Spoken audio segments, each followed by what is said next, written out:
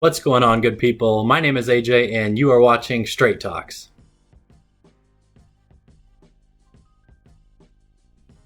If you're liking any of the other content, or if you're new to the channel, please go ahead and like this video, subscribe to the channel. It really helps me out. Check out the other stuff we have going on. This one's going to be a little bit different. I'm really just talking about current events, specifically about the economic stimulus package or potential package that we'll be getting in the second half of 2020 and kind of where the process of that deal has been and where it stands here today. If you've been following this at all, of course you know that it's just been a lot of back and forth between lawmakers in the United States on, hey, we're going to get a second stimulus package, hey, we're not. And what I want to do in this video is kind of summarize the 5 or 6 biggest points of interest that I think have elapsed in the conversations and in the dealings among the House and the Senate, and tell you about where those put us here today as of the middle of August in 2020, and then what I think might be coming in the future in terms of another round of stimulus. Just as a side point, I am a financial advisor working with clients, and I'm a CFA charter holder, but neither of those things qualify me too well for making political predictions. So this is just what I'm thinking and what I'm seeing in this space right now, but I can't put any guarantees on the likelihood of these outcomes that I'm going to talk about. The first bigger wave of information that we started to get was, I think, around July 20th and specifically July 22nd, which might have been the Monday of 2020.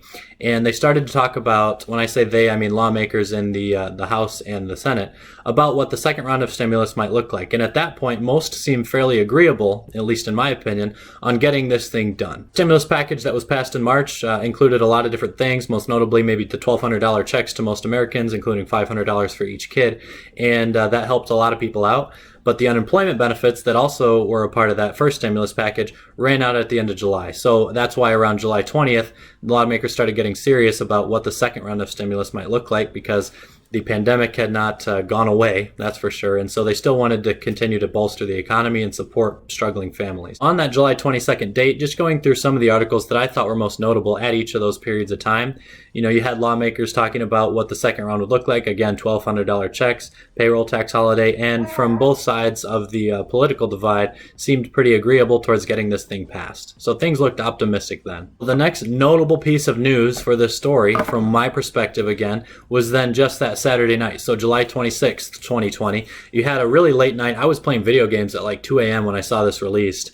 But a late night release from the White House, specifically the Treasury Secretary, and they had mentioned conversations between Republican and Democrat senators on what the next stimulus package would look like, and that they were on the same page. And they said that it was pretty clear that the second round of stimulus would be coming in August. And again, this is just coming a week after the first big piece of news had come out. The lawmakers were starting those discussions, so things looked really up and up in terms of passing a second round of stimulus at that point. This one maybe not so notable, but just an interesting point that caught my attention when I was watching the coverage of all this was the following Wednesday, which was July 30th, President Trump said that he wanted the second round of stimulus checks, the direct payments part of this stimulus, meaning the checks that were originally $1,200 sent out to everyone, to be much bigger than $1,200. And the terms he used at the time were very high. So I made a little TikTok about it, and it got a lot of comments and support and resistance towards that idea, because most people speculated that he was really just trying to buy votes by bumping up what most of the Senate had kind of agreed to, being a fair amount of $1,200 again for the second round of checks. During the first week of August, I don't think there was one notable point here that I can make mention to, but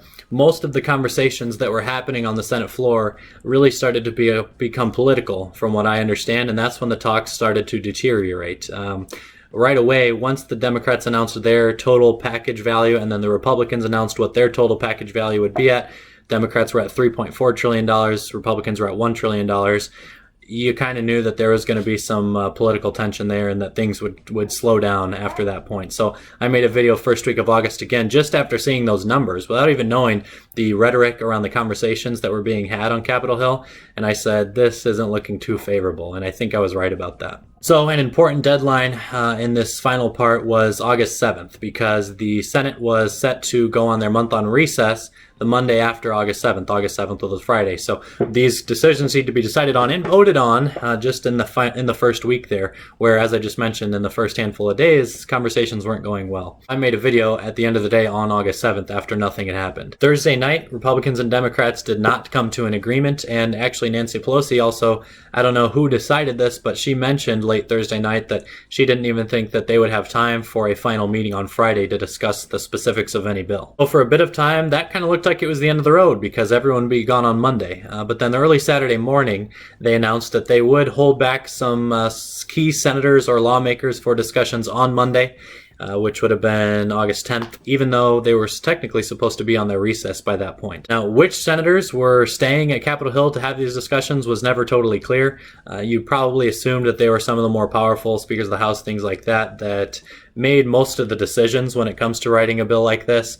And it turns out from reports that I've seen that only 4 senators stayed and everyone else was gone for their recess by the following Monday. And on that day also, President Trump started making some statements that it didn't look like the Congress was going to be able to get anything done and that he would have to take some executive action if they weren't able to come to a deal. And that brings us to my last notable point here in this whole process, which I think was on August 8th when Trump actually passed 4 executive orders that covered a handful of different topics. It did not actually include direct payments to most taxpayers, but they did extend the unemployment benefits or the additional unemployment benefits just at a slightly lower number, and 3 other things that I also talked about earlier. I think there's going to be 2 more notable phases from here. Number 1 will be in the coming weeks to see if Trump's executive orders actually hold. There's a lot of discussion on the legality of these since our Constitution requires Congress to pass bills that require the federal budget, and the president can't just write orders to dictate how those dollars get spent. And the second one is, in my opinion, once those orders get pretty quickly shut down,